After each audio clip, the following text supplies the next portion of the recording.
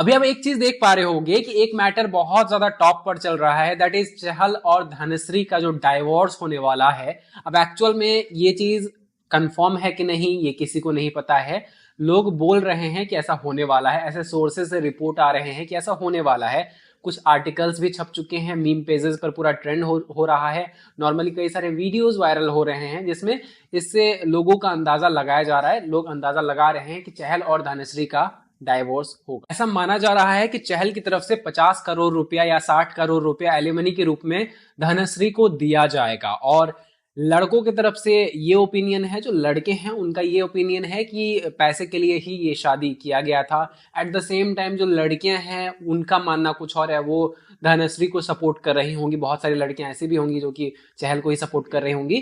तो सबके अलग अलग ओपिनियन है इस चीज पर। क्वेश्चन ये है कि कभी भी जहां सारी चीजें सही होती हैं, जहां लड़का सक्सेसफुल है, लड़की सक्सेसफुल है, सारी चीजें सही है, दोनों के बीच में प्यार भी है, प्यार था तभी शादी की, ठीक है, तब ये डाइवोर्स तक बात क्यों पहुंचती है। नॉर्मली आज के टाइम में ये चीजें आप बहुत ज्यादा देख रहे होंगे, जहां पर एक लड़का होता है जो कि सक्सेसफुल है, लेकिन वो किसी लड़की के लिए कुछ ज्यादा पागल है। मतलब जैसा कि आपने शुरुआत के कुछ इंटरव्यूज वगैरह में देखा होगा चहल का, कि ऐसा ऐसा दिखाया गया है, जैसे कि बियर बाइसेप्स के पॉडकास्ट में ही गए थे।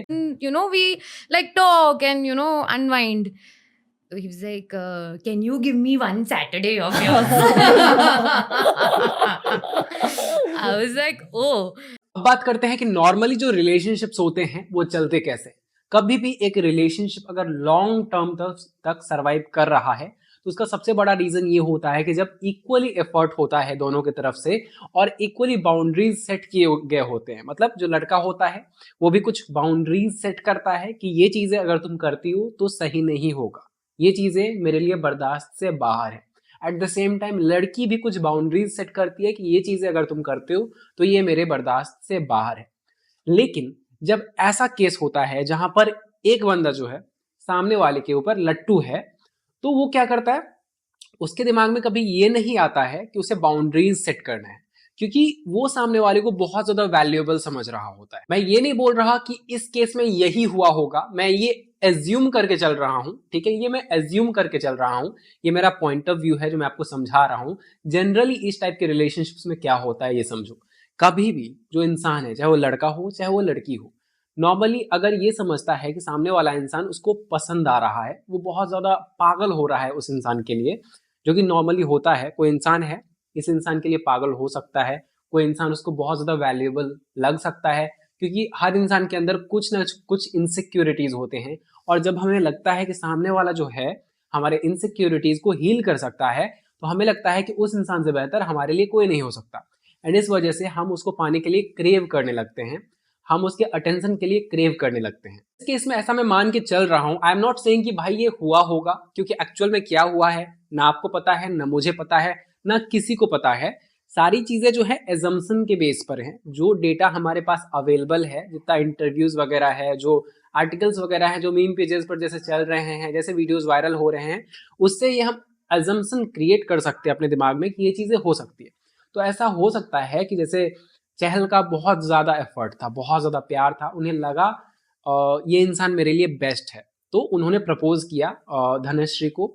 एंड उसके बाद इन दोनों के बीच में कैसा रिलेशनशिप चला होगा बात करते। नॉर्मली कभी इस टाइप की रिलेशनशिप में जहां जो बंदा है वो सामने वाले के पीछे लट्टू है, तो वो बाउंड्रीज सेट नहीं करता। उन्हें ये नहीं समझ आता कि मुझे कुछ बाउंड्रीज सेट करने की भी जरूरत है। वो अपनी सारी चीजों का एक्सेस, इमोशनली फिजिकली हर चीज जो उसके पास है, हर चीज का एक्सेस सामने वाले को दे देता है। और ये सोच के खुद को समर्पण कर देता है कि सामने वाला इंसान मेरी चीजों को समझेगा, और सामने वाला इंसान जो है बहुत अच्छा है। वो अपने दिमाग में एज्यूम कर लेता है कि सामने वाला इंसान बहुत अच्छा है, और वो पूरी तरह से समर्पित कर देता है खुद को कि तू कर ले, तू ले ले, सब कुछ ले ले मेरा, लेकिन मेरे साथ रह, बस तू बस मेरे साथ रह। लेकिन संस्कृत में एक कहावत है, भय बिन हो ही न प्रीत, मतलब बिना डर के प्यार नहीं होता। कभी भी डर अगर नहीं है किसी इंसान में तो उस इंसान को प्यार नहीं हो सकता। डर क्या होता है, डर कैसे क्रिएट किया जाता है एक रिलेशनशिप में? डर क्रिएट किया जाता है एक बाउंडेशन देके, अपने कुछ टर्म एंड कंडीशन देके और बाउंड्रीज सेट करके। जब तक आप रिलेशनशिप में बाउंड्रीज सेट नहीं करते कि अगर तुम ये चीजें करते हो अगर तुम ये चीजें करते हो तो तुम मुझे खो दोगे। जब तक आप रिलेशनशिप में ये नहीं बताते हो कि ये चीजें मेरे से बर्दाश्त से बाहर हो सकती हैं, तब तक उस इंसान को आपको खोने का डर नहीं होता है। और जब आप बाउंड्रीज सेट नहीं करते हो, सामने वाले को समर्पण कर देते हो, पूरी तरह से खुद को पूरी तरह से समर्पित कर देते हो, तो ऐसे में इस चीज को आप वन साइडेड लव ही ले सकते हो, क्योंकि आप अपना पूरा 100% एफर्ट दे रहे हो, पूरी तरह से एफर्ट दे रहे हो। आई थिंक उसके तरफ से भी जो एफर्ट है वो भी आप ही दे रहे हो। आप 200% एफर्ट दे रहे हो, लेकिन सामने वाला का एफर्ट 0% है। अगर सामने वाले का एफर्ट बहुत कम है तो इस रिलेशनशिप से आपको बचना चाहिए, क्योंकि क्या होता है कि आपने पूरी तरह से एफर्ट लगा दिया, लेकिन सामने वाले के एफर्ट आपको मिल ही नहीं रहा है। और चूंकि आप ही हमेशा एफर्ट लगा रहे हो, तो सामने वाला अपने बारी में जब उसको एफर्ट लगाना होगा तब भी वो आपसे ही एक्सपेक्ट करेगा कि आप ही एफर्ट लगाओ। जैसे धनश्री का कुछ पिक्स वगैरह चला था, जैसे कि श्रेयस अय्यर के साथ उनका चल रहा था, पता नहीं क्या था, र्यूमर था पता नहीं, और एक लड़के के साथ भी मैंने पिक्चर देखी थी जो कि आपको स्क्रीन पर दिख रही हुई। तो ये चीजें कहीं ना कहीं तभी होती है जब बाउंड्रीज क्रिएट नहीं किए गए होते हैं कि भाई मेरे से ये बर्दाश्त नहीं है, अगर तू ये चीजें करती है तो फिर मैं मानता हूं कि उनका प्रोफेशन है, सारी चीजें हैं, तो एक बाउंड्रीज फिर भी सेट किया जाता है जो कि मे बी चहल ने नहीं किया होगा। ऑलवेज रिमेंबर, एक रिलेशनशिप में कभी भी अगर एफर्ट इक्वली नहीं है तो कभी ना कभी जाकर रिलेशनशिप ब्रेक होने वाला है, क्योंकि सिंपल सा लॉजिक है। अगर आप एफर्ट लगाए जा रहे हो, लगाए जा रहे हो, लगाए जा रहे हो, एंड सामने वाला बिल्कुल भी एफर्ट नहीं लगा रहा है, ये खास करके अर्ली डेज में होता है। नॉर्मली अगर आप किसी रिलेशनशिप में जाने की सोच रहे हो किसी इंसान के साथ, किसी भी लड़की के साथ, तो आप किसी लड़के के साथ भी, तो आप देखो कि क्या वो इंसान एफर्ट लगा रहा है या फिर आप ही नीडी की तरह उसको चेज किए जा रहे हो। क्या वो इंसान भी उतना ही इंटरेस्टेड है आप में, या फिर आप ही टेक्स्ट किए जा रहे हो, मैसेजेस किए जा रहे हो, कॉल्स कर रहे हो, आप ही एफर्ट लगा रहे हो बस। अगर सिर्फ आप एफर्ट लगा रहे हो, अगर आप खुद को कंट्रोल कर सकते हो ना, प्लीज कर लो, क्योंकि ये रिलेशनशिप कभी ना कभी ब्रेक जरूर हो जाएगा। क्योंकि अगर सामने वाला एफर्ट नहीं लगा रहा है आज, तो उसकी ये टेंडेंसी बन जाती है कि वो इंसान कभी भी एफर्ट नहीं लगाएगा। And to be very honest, अगर एक इंसान को ये पता चल जाए कि सामने वाला जो है मेरे लिए पागल हो रहा है, अगर एक इंसान को ये पता चल जाए कि सामने वाला इंसान मेरे बिना नहीं रह सकता, तो वो किसी भी हद तक जा सकता है उस इंसान को नीचा दिखाने के लिए। क्योंकि हमारी एक टेंडेंसी होती है, पता नहीं क्यों हर इंसान के अंदर होती है, कि अगर इंसान, ये बहुत बहुत कुछ लोग होते हैं ऐसे मैच्योर जो इस चीज को टैकल करते हैं, जो उस इंसान को पसंद करते हैं जो कि उन्हें प्यार करता है। अक्सर हमारे साथ ऐसा होता है कि जो हमें प्यार करता है उससे हमें प्यार नहीं होता है, जो हमें प्यार नहीं करता है उसको हमें चेज करने में मजा आता है। इंसान को जो हासिल है उसकी कद्र नहीं, लेकिन जो चीज हासिल नहीं है उसके पीछे भाग रहा है, उसके पीछे दौड़ रहा है।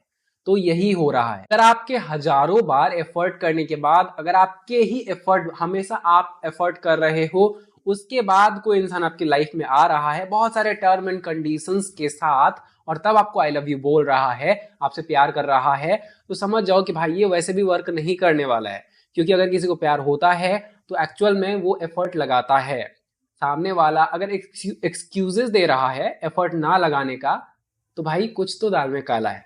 अगर आपके हजारों एफर्ट के बाद सामने वाला आई लव यू बोल रहा है ना, तो समझ जाओ कुछ भी नहीं है मेरे भाई, ये सिर्फ वन साइडेड लव है। तो कभी भी किसी इंसान के साथ रिलेशनशिप में आने से पहले ये देखो कि वो शुरुआत में एफर्ट्स लगा रहा है कि नहीं, वो एफर्ट्स लगा रहा है कि नहीं। जितना आप लगा रहे हो, 50% आप लगा रहे हो, तो एटलीस्ट 49% वो लगा रहा है कि नहीं। नहीं तो भाई मत जाओ उसके साथ रिलेशनशिप में, क्योंकि बाद में आप मर जाओगे इसके पीछे, वो एफर्ट्स नहीं लगाएगा।